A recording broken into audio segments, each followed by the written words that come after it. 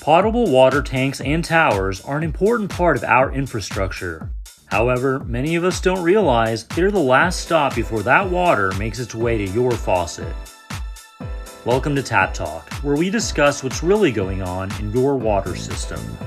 We safely put a diver into a water storage tank. We suck all the sediment out of the bottom of it. We get them nice and clean, and we pull the diver out. That way the tank gets cleaned, but they never had to take it out of service.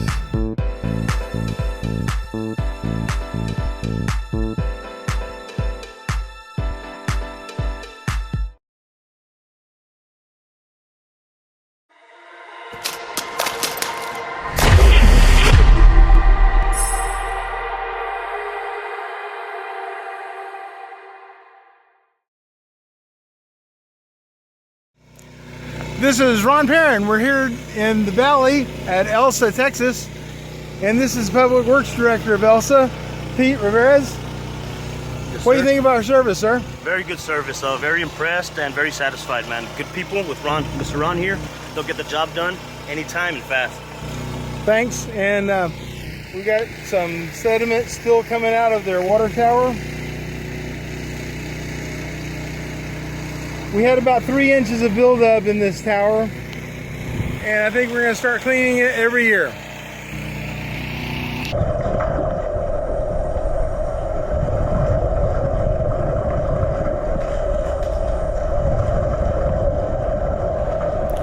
This tank had a little bit of turbidity in it. You can see the stuff floating in the water.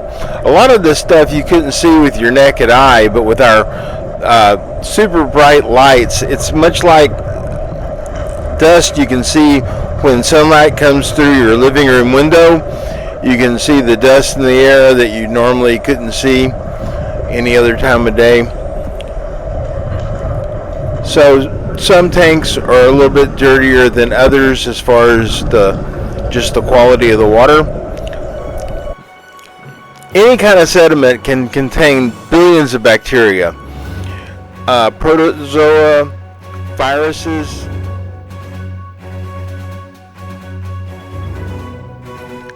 Any living microbe can use the sediment on the floor of the tank as a safe habitat to get a foothold in the tank and grow until it becomes a bigger problem.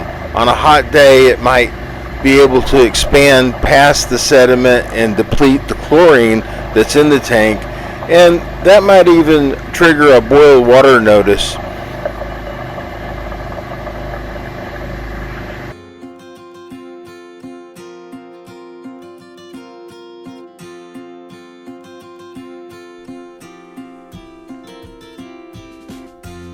Our tank inspectors and divers are constantly training. We do safety training at least once a year. Everyone has confined space training and OSHA approved training for working at height. We use the Houston Area Safety Council and also online OSHA Academy.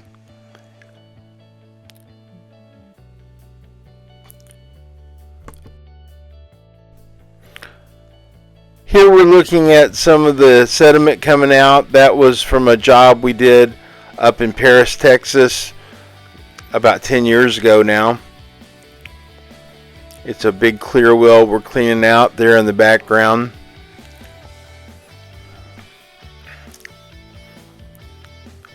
Here we're getting suited up and ready to go into a tank in Amarillo, Texas. Another big clear well, looks like a football field underground.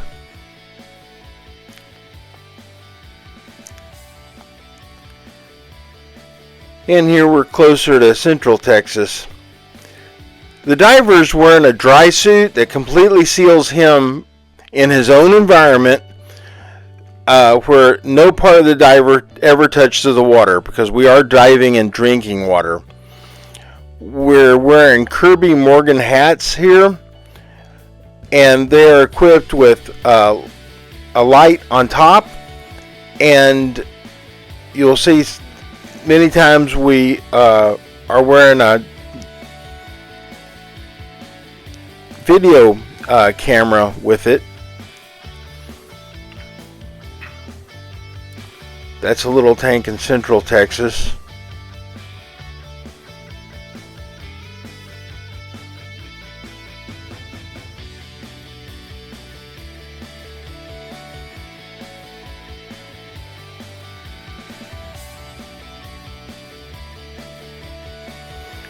There I am with Robert. He's our vice president. Standpipes are especially challenging.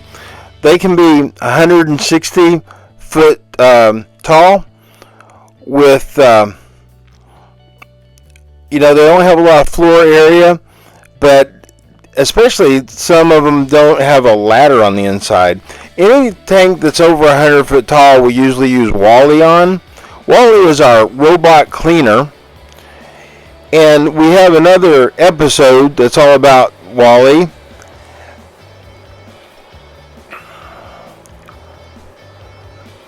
There's what we call a witch's hat, a steepled roof tank. And there's Everman, Texas, one of the tanks we've been doing for almost 30 years now.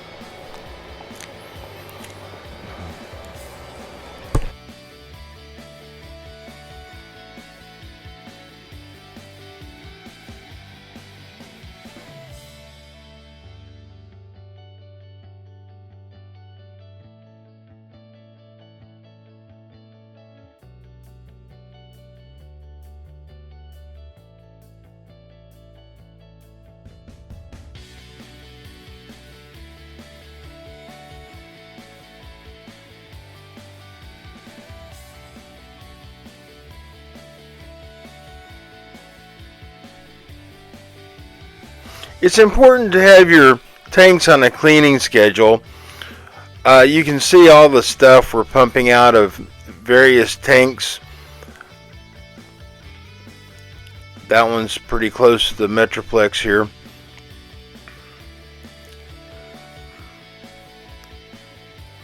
And we've also got a lot of photographs coming up from inspections we've done. If you don't know what's going on in your tank, you can't really fix it. So our inspections all include an underwater video of what's going on the inside. So we start off covering the outside roof with our video camera, and we photograph all inspection points that our state, the TCEQ, Texas Commission on Environmental Quality, requires. And these are also in the American Waterworks Association recommendations for inspections.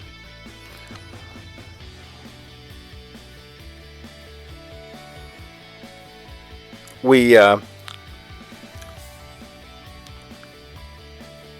include the underwater video that includes the inside roof and also, the interior ladder if there is one, and then we drop down to see what kind of sediment you have on the floor of the tank.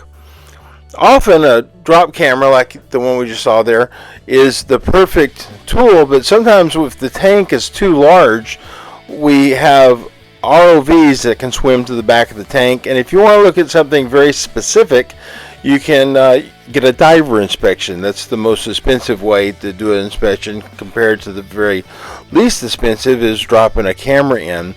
We always get photographs of the hatch, both closed and open. And the upper ladder is also a very good inspection point to see if there's any corrosion on the upper ladder rungs. And catwalks, there's another shot of the hatch. There's an overflow pipe and an elevated out in Fort Stockton, and the inside roof. So these are just some shots of various inspections we've done.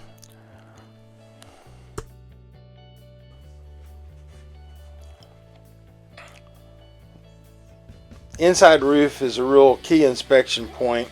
A lot of times we'll see corrosion above the water line. Here we're looking at a ROV.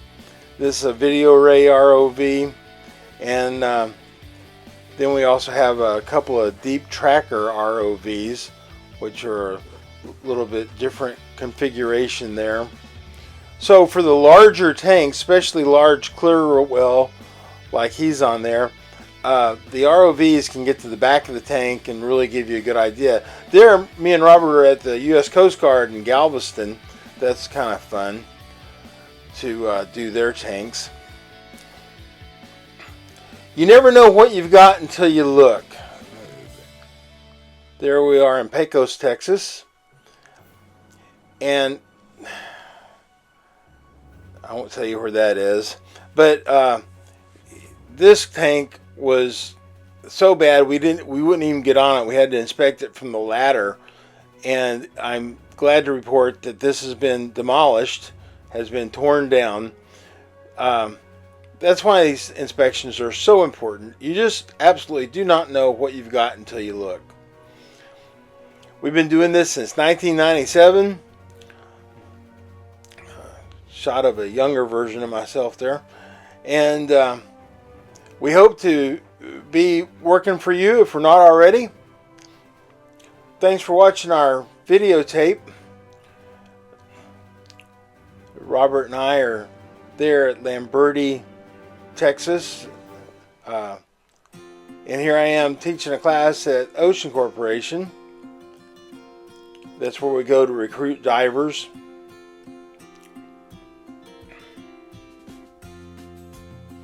And then we are at Texas Water in Fort Worth last year, I believe.